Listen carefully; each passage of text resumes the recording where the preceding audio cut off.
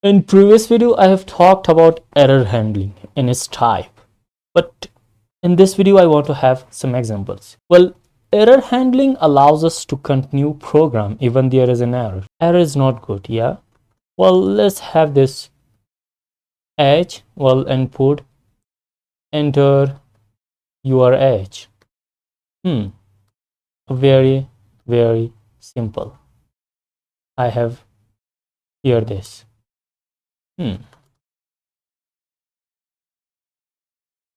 Let's see. Enter your age. Well, if I enter 20, it's good. But what if I add, well, name, something like string? So it provides or it prints the same thing. But we don't want this. It's not a good experience, right? Well, we want something very strict. Like we want here integer. I say that if the value is integer, then accept. Well, name. It throws an error, value error. Well, this error is not good, yeah? Let's see here something. Like I want to try this line. And well, print the age. Good. And after that, I want to have except block.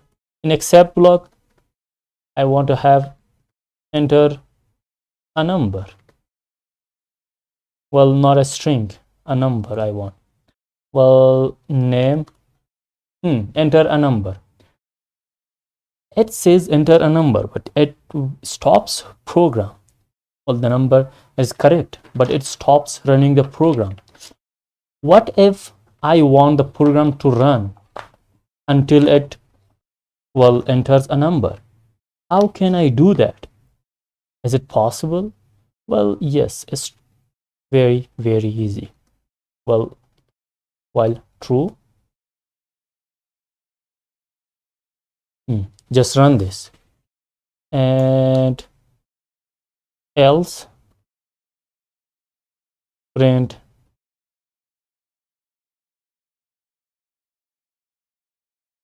thank you. And at the end, I want to enter a break because this break will stop it. Like for example, let's have enter your age, name, enter your age, name. Well, I want to enter 30. Thank you, 30, because it will break at the end. It's very, very efficient and it's very good. So the error handled here, very, very nice. So we have this try and accept block. So this try and accept block specifically will handle all the errors, not a specified error. For example, here we want, well, error, value error. So this is not specified here. So we want to specify our error. Well, if someone will enter something, so the error should be specified. It should handle the specified error, not all kinds of error. So for example, let's see here, like 10 divided by h. And in the accept block, when we specify here, we have like, if I have value error, please enter a number. And I want to have one more, like the same, means one more accept block here. Well, you see that 10 multiply, if there someone enters 0, well, 10 divided by 0 will be, well, 0 division. So that's why I want to handle that as well, zero division error. So please enter a number, please enter a number greater than 0. Okay, so it will ask for a number greater than 0, not 0 or lesser than 0. So what happens if I run this? If I run this, well, 0. Please enter a number greater than 0.